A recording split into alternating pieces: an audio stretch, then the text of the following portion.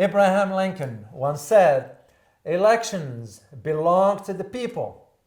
It's their decision. If they decide to turn their back on the fire and burn their behinds, then they will just have to sit on their blisters.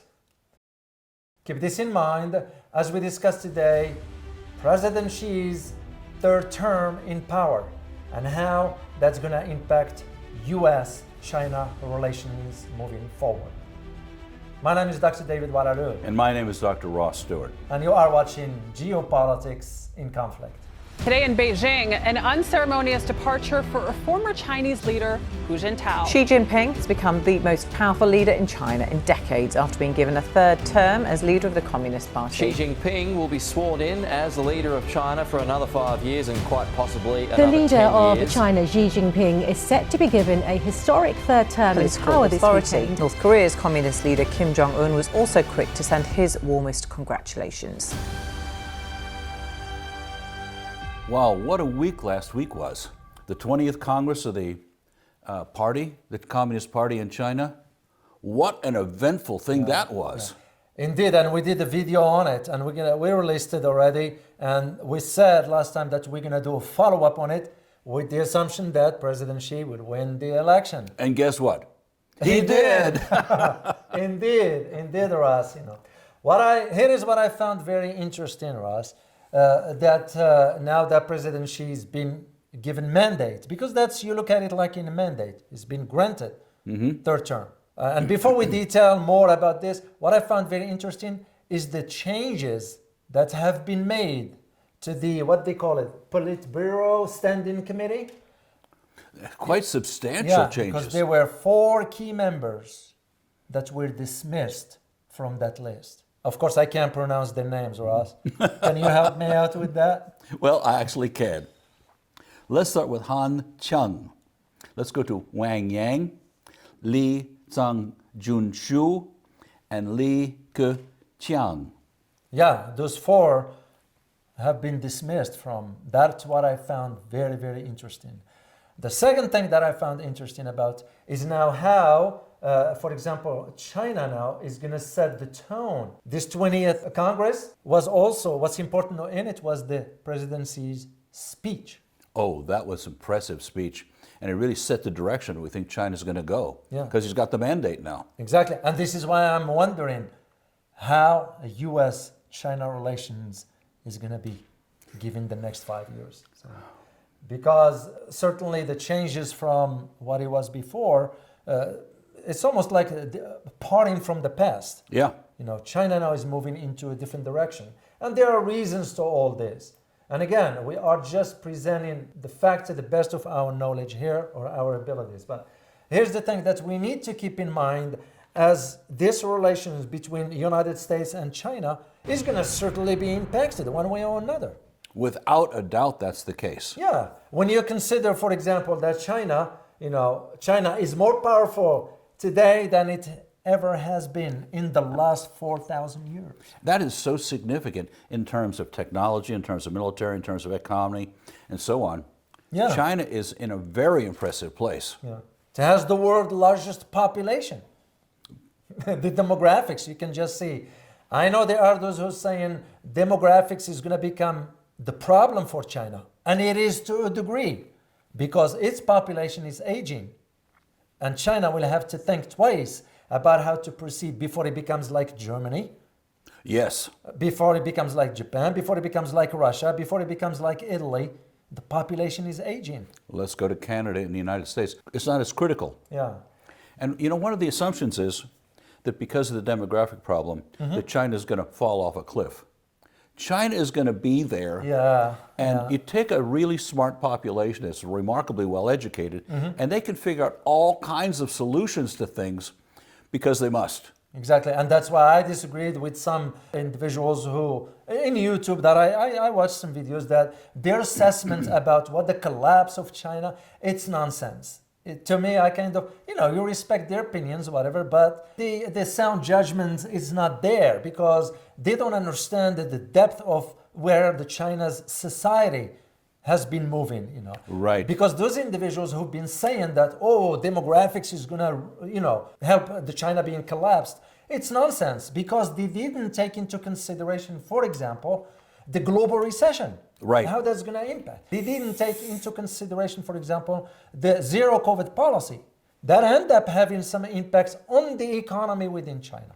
And not a good one. Yeah, but nonetheless, overall, you think with China being the second strongest economy, that it will eventually overtake that of the US within this decade. And that's, again, what's leading me personally, and this is my personal opinion, as I always say, leading me to really focus in, is this third term for Xi, it's going to be really about US-China relations, given what's going on the global stage? It certainly seems that it's headed that way. I think so, Ross. I think so because the dynamics, as I always say, and you guys, this is not new to you. I've always said this, that you have to always watch for the trends. Right. And the trends you're going to be watched for, it's like the idea of with the Ukraine conflict, what's going on, and how these dynamics now on the global stage have been so messed up. And I use the term messed up when it comes to energy, for example. Yeah. We all know what's going on with the energy shortage now in Europe. We have energy problems here with the high prices. Demonstrations in Europe are all over the place. We just don't hear much about it. Their number one concern is not high prices. It's how to stay warm this winter. Exactly. Also, high prices is a big concern, as the United States is charging, 10 times the regular price for a liquefied natural gas? Wow. It makes you wonder if they're going to put a price cap on it. But at the same time, now that sort of the outcome of the elections being clear, yes, there are those who predicted that President Xi will get the third term. We were thinking of it that way as well, but we didn't want to say it because we didn't know. So we couldn't say something that we are not sure of. But now it is confirmed. I do believe that President Xi is going to run to two main issues. One of them is domestic. Oh, yeah. And the other one is global. So on the domestic front, the challenges that I believe President Xi is going to run to, he's going to have now to monitor the public reaction. And what do I mean by that? Monitor. Monitor in the sense of that being very careful about how people is going to react. And reacting to what? I believe there is a need to address the issue of small private businesses, which are in deep trouble right now, exactly, thanks to a shrinking economy in that sector. Exactly, Russ. And that's what I mean by domestically. He has to pay close attention to that. Because small businesses, as you know, you've been around long enough, Russ, to know. I've consulted in any number of small businesses, and the issues that small businesses face are hellacious anyway. It doesn't matter where in the world you are. Yeah. They have big issues. And now, have this go on in China by the 10 million or so. Exactly. This is a big deal. Yeah. Then you add to that entrepreneurs. Oh, yeah. Entrepreneurs going to be now wondering, should we have confidence in the government? Should we have confidence in the system? Should we have confidence in what the government is going to lay out as far as the business strategy to maintain the growth? Something that caught me by surprise, although I've been looking at the pieces of it for several years now, is how dedicated the Communist Party is to maintaining the Communist Party. And the members actually believe they're vulnerable. Exactly. Well, because here's the thing. To my understanding, and I am in process of writing a book about China, so it requires a lot of digging. Oh, yeah. The research part of it. And rightly so, because if you want to write a book about a country, you better understand it. You can't just write whatever. So here's the thing. Since I believe Deng Xiaoping, and I could be wrong on this, but not according to what I found. Since Deng Xiaoping has always been one of the key in China, has always been the focus on growth. Yes. Now with Xi's third term, whether he's going to shift from that into security. This is where I see, as an analyst, I have to think in terms of security will be a crucial aspect for Xi's foreign policy. Wasn't he in his speech, he said it 50 times, Exactly. security. Exactly. And all the rhetoric coming from the United States and other places about a war with the U.S. and China cut me a break. Yeah. No wonder he's concerned about security. And $10 billion more armaments going to Taiwan? He needs to be... Yeah, with the U.S., I think the legislation, Taiwan Act. Yeah. And we'll provide you a link to that. I had a chance to take a look at the bill. Oh. I didn't read it in its entirety. It's very, very, very long. But I also focused on the section where they had as far as the weapons to Taiwan. And by the way, I don't think so. It was 10. It was 1.8 billion. Oh my God. Yeah, 1.8 billion. Okay, but that's a lot anyway. It is a lot. But this is where the focus is going to be for now President Xi, that now he's being granted this mandate. You know, what kind of foreign policy we're going to be expecting from Xi moving forward with the United States. What I also find interesting, Ross, is that last week something major happened in the United States. You know what it was? It was the release of the security assessments of 2022 from the White House. Oh, and now that I read, and I'll provide you a link to it. What I found very interesting about it is that they had the focus of the content of it is on China.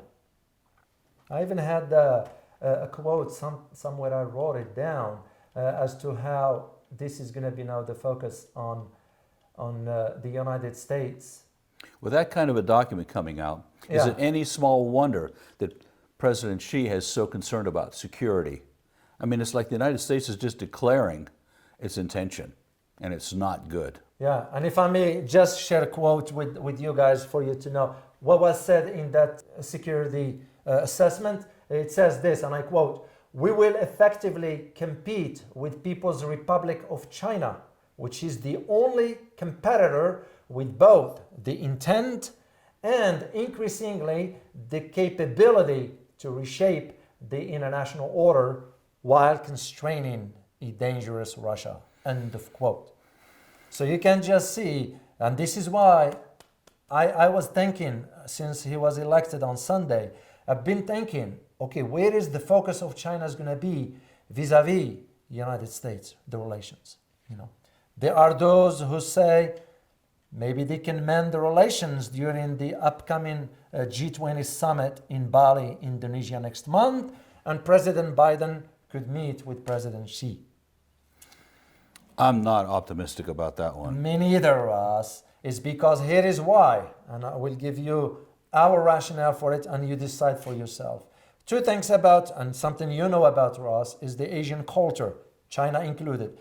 Insulting somebody is a very, very a no-no, in any culture for that matter. But in this case, you don't expect to insult China and expect it to sit down and have negotiations with you. And the insults have simply not stopped. They've been going on actually for hundreds of years. Exactly. And the thing that occurred in Anchorage. Mm-hmm. Oh yeah, I remember that. And then the thing that went on in Vancouver with Huawei, going, yeah. You think the Chinese are going to just forget this? Yeah, I mean, these are just unprovoked attacks on the dignity, Indeed. That's the word, dignity of China. Indeed. And President Xi keeps bringing up those kinds of concepts explicitly. Mm-hmm. It's very important. The second thing has to do with what President Biden just decided on regarding microchips. Oh, this is a big one. That he will now revoke citizenship of anybody from the U.S. working in support of the microchips that goes to China. So, and this is what prompted me to think in terms of what kind of foreign policy we're going to be seeing emanating from both countries. And this is why the meeting, and possible meeting, by the way, sideline of the G20 summits, it might not happen because China is in position to say to the U.S., no, we don't need to sit down. Even though they tend to be very strategic in their thinking. So sitting down, why not? Because they are not going to want to pursue some sort of a military conflict. Right. It's not in their best interest. It's not in the best interest of anybody. And historically, it's not how they've handled things. No. The other thing that I see this election of President Xi for the third term is now cemented his position at the core of the CPC. You know, the popular phraseology in China is the people's leader. Yeah. Mao Zedong had it, and now Xi Jinping is inheriting it. Yeah.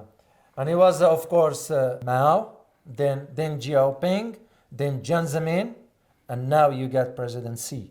Is the Yes. fourth now. Even Hu Jintao, the former president, was not. He didn't get into that league. He did not. No, yeah. And speaking of Hu Jintao, while we are on the air, I would like to address something. You know, I tweeted something about when they escorted him from the Great Hall. And of course, my tweet was misunderstood. You know, I was not referring to the Chinese government purging Hu Jintao. Hu Jintao is about 80 years old. He wasn't feeling well. Could it be that he needed to go to the bathroom? Could it be that he didn't feel well? And the thing is that the person who is, or the persons, two of them, escorted him were the same individual who escorted him out to take care of his needs. Because after that, he came back and casted his vote. That the press never picked up on. No. Instead, it was the sensationalism of power play, and all that. excommunicated, Yeah. all of those things which turned out not to be correct. No. And the thing is also, for the fact that President Xi was just sitting there, didn't do a thing, didn't say a thing, we misinterpret that because that could be interpreted as a humane Yes. treatment. He might be dementia, he might be some whatever that might be the case. We don't know for a fact. But what I find that ironically is that some of us in the West quickly jumped onto conclusion. Stylistically, that is not how Xi Jinping has acted in the past. Yeah. And what we know is this whole conference, the whole Congress, was in preparation for more than 12 months. And all sorts of deals were struck, Yeah. policies were made, and so on, and decisions made without a public spectacle, Yeah. as opposed to Hu Jintao, who they said, now this is a spectacle of Xi Jinping just cementing his power. No. So it turns out there's really, the story behind the news Exactly. Yeah. is probably a lot more accurate. And the reason I tweeted on it, it was just because it was unusual for the Congress, Oh, for something like that to happen. remarkably, But, especially since Xi Jinping and the whole Congress knows the whole world is watching. yeah, indeed. And this is why I wanted to clarify that for the record, just to make sure that, because it was misinterpreted. But anyway, so here is the thing, as we conclude this video here, Ross, what should we expect from President Xi and the United States, whether it's going to be, I'm sure, because we're going to have president elections in 2 years. Our administration is always changing. Yes. But our foreign policy is as fragmented as it can be. It has been for the last 30 years. And no, I am not bad-mouthing the system here. I am speaking the truth, whether some will like it or not. We did not have a strategy for the last 30 years. Saying something that this is what's so isn't necessarily a criticism, No. unless in your mind it's a criticism. Are we better off having accurate information or being gaslighted into, no, everything's perfect here? It isn't. Exactly, you're absolutely correct. Well, there is one thing that I know for sure, is that tensions over Taiwan will not subside. It might ever get more complicated. The question becomes that we need to ask is there the military conflict on the horizon over Taiwan between the United States and China? That is where my big concern is. And I think that foreign policy emanating from both countries is going to be very, very delicate how it's going to be managed moving forward. So I agree. I'm sure we're going to be revisiting this topic within a few months because Or sooner. or sooner. You're right. So, we look forward to seeing you next time. As always, prepare yourself for a changing world order. Till next time, guys. Bye-bye.